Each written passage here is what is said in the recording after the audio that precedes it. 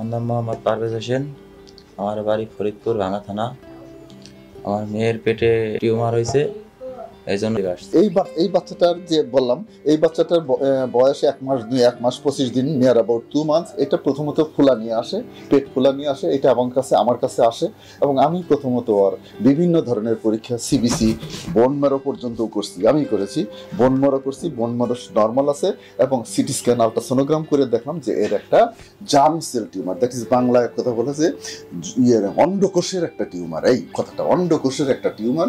সেই জন্য এইটাকে আমি বায়োপসি করি, বায়োপসিতে ধরা পড়ছে অন্ডকোষের টিউমার। আমি এটার এখন নেক্সট প্ল্যানটাই আমি ওকে কেমোথেরাপি দিব। কেমোথেরাপি দিয়ে পরবর্তীতে সার্জারি একটা প্ল্যান করতে পারি। সার্জারির পরে আবার কেমোথেরাপি দিব। ইনসাফ বারাকা কিডনি অ্যান্ড জেনারেল হাসপাতাল, এটা মগবাজারে অবস্থিত, শহীদ তাজউদ্দিন রোড।